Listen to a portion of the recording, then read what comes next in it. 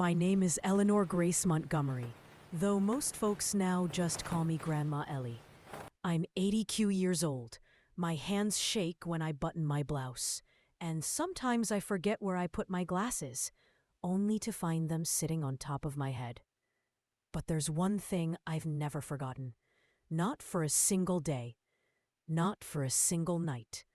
And that is the secret I hid from my children and the worried for more than half a century. I carry it quietly, like a stone lodged deep in my chest. A stone carved from guilt, love, loss, and choices I can never undo. People see my white hair, my wrinkled hands, my slow walk, and they think my life must have been soft, simple, predictable. But life rarely goes the way a young woman imagines it, especially when her heart belongs to two different worlds. West Haven wasn't the kind of town you leave unless you're brave or foolish, or in my case, a bit of both. The summers smelled of hot dirt and honeysuckle. Winters rattled your bones, and everyone knew everyone else's business, sometimes even before you did. I used to stand at the edge of Miller's Field with a tattered medical textbook pressed to my chest, imagining myself in a white coat. I'd watch the trains pass through town and wonder what it felt like to go somewhere, anywhere, that didn't look like the life everyone expected of me. If I close my eyes now, even at my age, I can still feel the sun on my face from those afternoons. I can hear the whistle of the trains, and I can still taste the hunger for something more. Before I became a grandmother, before I became anyone's mother, I was simply Ellie, a girl who dreamed of seeing the world beyond the dusty little town of West Haven. I grew up in a small wooden house with chipped white paint and a porch that creaked every time you stepped on it. My father was a mechanic, my mother a seamstress. They worked hard, loved us fiercely, but they believed in practical lives. Ellie, my father used to say, wiping grease from his hands. A woman's dreams don't put food on the table. But my dreams were stubborn. They didn't listen to him. I wanted to study medicine, become a nurse, maybe even a doctor one day. I wanted to fix people, heal them. My parents loved me, but they didn't understand. And then I met him, Thomas Pembroke. The first time Thomas woke up screaming, the entire house shook with his terror. I grabbed him, held him, whispered his name. He didn't see me, didn't hear me, didn't know where he was. When he finally opened his eyes, he collapsed against me like a child, shaking so violently I could feel his bones tremble. "Ellie," he whispered, "I can't sleep because every time I close my eyes, I see them. The faces, the dust, the fire." I didn't know what to say. Nobody taught girls how to mend invisible wounds, so I just held him, wishing I had the power to climb into his nightmares and pull him out by the hand. But trauma builds walls around people. And love, even the strongest kind, sometimes isn't enough to climb over them. Tall, with warm eyes that could pull the truth out of you, and a smile that made me forget every sensible thought I'd ever had. He had just returned from the service. Clean uniform, quiet confidence, a shadow behind his eyes that I didn't yet understand. He walked into my life the way summer storms roll into quiet fields, suddenly, fiercely, leaving everything trembling afterward. We met at the town's annual harvest dance. I was standing alone, clutching a cup of lemonade, when he walked up, tipped his hat, and said, "Miss, I don't believe a girl with eyes like yours should ever stand alone." My heart didn't just skip, it tripped. We danced until the lanterns burned out. He held me like I was something fragile and powerful at the same time. By the end of that night, I was ruined. Nobody else would ever compare. My mother warned me. War changes men, she whispered. And some wounds don't bleed on the outside. I ignored her. I thought love could heal anything. Michael wasn't extraordinary at first glance. His hair was always a little messy, his tie always slightly crooked. But he had a softness about him, like quiet music you almost miss if you're not paying attention. He never pushed, never pried, just showed up with steady hands and a listening heart. One afternoon, when Anna was a toddler, I found myself crying into the dishwater. Silent, shaking sobs I didn't even feel coming. Michael didn't say a word. He just placed a gentle hand on my shoulder and stood beside me until the trembling stopped. That was the moment I realized something terrifying. I could love again. And loving again felt like betrayal and salvation tangled together. Married quickly. I was 19, he was 23. Our first year together was beautiful. Sunlit breakfasts, long walks, shared dreams. But slowly, something shifted. Some nights Thomas would wake up gasping for breath, drenched in sweat. I'd hold him, whispering that he was safe, but he wouldn't hear me. Some days, he'd sit on the porch for hours, staring into nothing. I begged him to talk. He wouldn't. He couldn't. War had carved hollows inside him that love alone couldn't fill. When I found out I was pregnant, I thought it would bring him back to me. Sometimes it did. Sometimes it made things worse. When I closed the door after Thomas left that night, my whole body sank to the floor. I pressed my forehead against the wood and whispered, "Why now? Why after all this time?" Outside, the wind howled like something wounded. Inside, my heart did the same. Because even after everything, a part of me still loved him. Not the way I loved Michael, steady, warm, safe, but in that dangerous, unforgettable way that first love brands itself into your soul. I hated that part of myself. But it was real, and real things have power. One evening, when the baby was 6 months along, Thomas came home late. Too late. His hands were shaking, his eyes unfocused, and he smelled like whiskey. "I can't do this," he whispered. "Do what?" I asked, my voice trembling. "Be a father. Be normal." He clenched his fists. "I'm broken, Ellie." I cupped his face and kissed his forehead. "You're not broken. You're hurting. And hurting people can still love." He didn't believe me. A week later, he left. No note. No goodbye. Just silence. I didn't know it then, but that was the first fracture in my life. The first wound that never fully healed.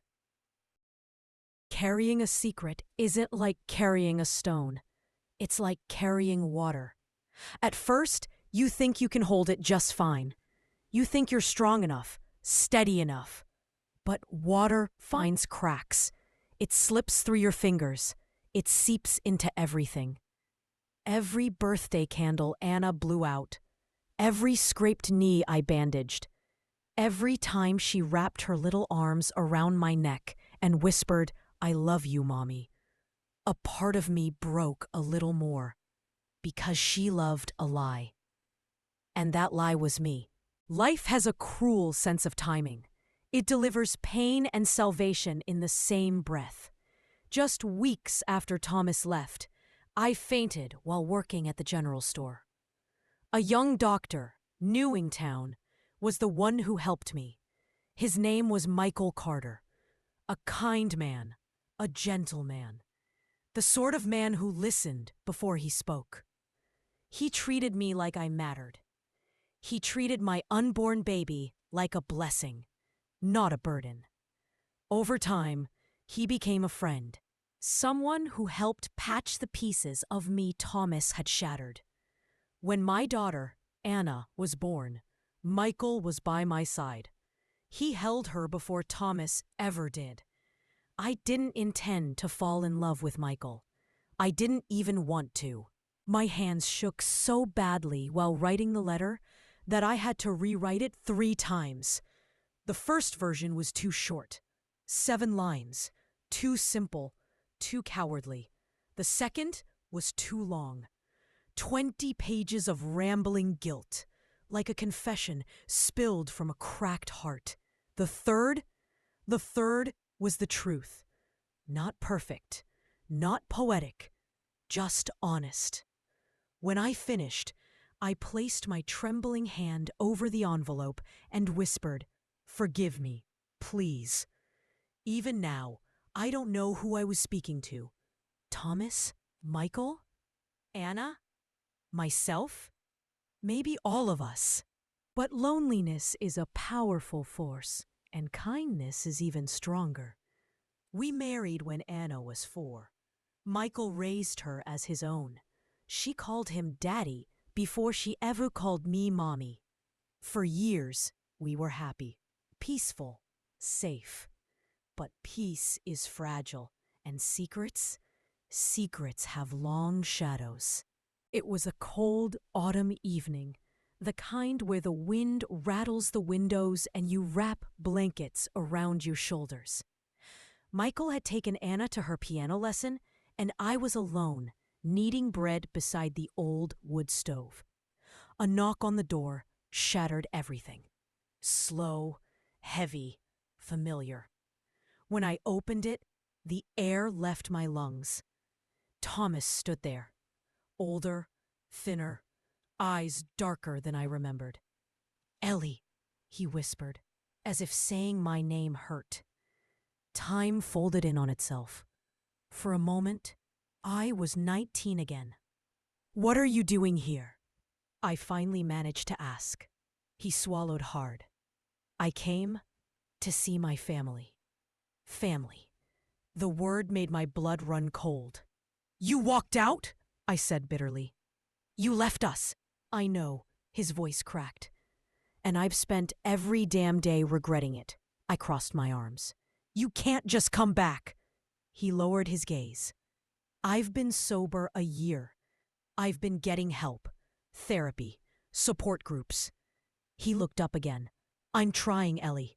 God knows I'm trying." My resolve wavered. The man I once loved was standing in my doorway, haunted, hurting, but trying. "Can I see her?" he whispered. "Can I see Anna?" My heart slammed against my ribs. Anna didn't know. Michael didn't know. Nobody knew. Thomas was her real father. I stood in that doorway, torn between truth and protection. "She's not home," I said. He nodded slowly. "Please," he murmured. "Just tell her I'm sorry." Those were the last words he ever spoke to me. 3 days later, he died in a car accident on the old highway. A drunk driver hit him head-on. The irony broke me. He got sober only to be killed by someone who wasn't. At his funeral, they asked me if he had any family to contact. I shook my head. Because the truth would have destroyed the life I built. I never told Anna, not when she was 12 and asked why her hair was darker than mine. Not when she was 16 and begged to know why I flinched every time someone mentioned soldiers. Not when she was 25 and said she hoped her future husband would love her like her father loved me. I never told Michael either. He adored Anna. He cherished her. He would have moved mountains to keep her safe. Telling the truth would have taken something precious from him, from both of them. So I stayed silent for 50 years, through birthdays, graduations, heartbreaks, weddings, through the birth of my grandchildren. This secret lived inside me, aging with me, growing heavier with time. Sometimes I'd look at Anna, so bright, so full of life, and wonder if she felt the missing piece inside her. Sometimes I'd lie awake at night, listening to the house creak, and think of Thomas, wonder if he'd forgive me for keeping his daughter from him. Guilt is a loyal calm. Last year, I fell ill. Doctors used long words. Some I understood, some I didn't. But I understood the meaning behind them. Time was running out. I realized I couldn't leave this world with the secret buried inside me. Not because I wanted forgiveness, not because I wanted redemption, but because truth is a kind of love too. I wrote Anna a letter, 8 pages long. I told her everything. Who her father really was, how he battled his demons, how he came back for her, how he died before she could know him, and why I kept it from her. I sealed the letter and placed it in a small wooden box, Thomas's old music box he'd given me when we were young. I asked my youngest granddaughter, Lily, to give it to Anna after I was gone, and she did. Anna didn't speak to anyone for 2 days. On the 3rd day, she came to see me. She sat beside my bed, her hands shaking. "Why didn't you tell me?" she whispered. I swallowed hard, because I wanted to protect you. Her eyes filled with tears. From what? From the truth? Or from your guilt? I closed my eyes. I was afraid, I confessed. Afraid you'd feel abandoned by him.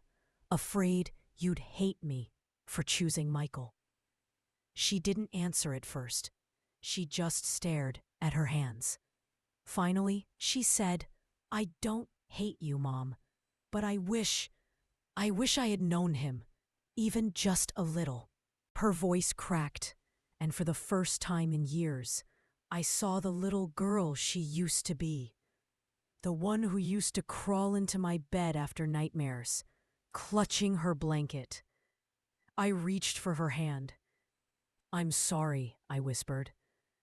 "More sorry than you will ever know." She leaned into me, resting her head on my shoulder. And in that moment, I realized something. Secrets don't protect people. Love does. And truth is the purest form of love. Now I sit in this quiet room, the sun warming my wrinkled hands, knowing my time is nearly up. I've lived a long life, a full life, a flawed life. I've loved deeply. I've lost painfully. I've made choices I can never undo. But I've learned something in these 82 years. We are all just stories in the end. Some beautiful, some tragic, most a complicated mixture of both. I don't know how Anna will remember me. As a mother who lied? As a mother who tried? As a woman who carried too much alone? But I hope she remembers this.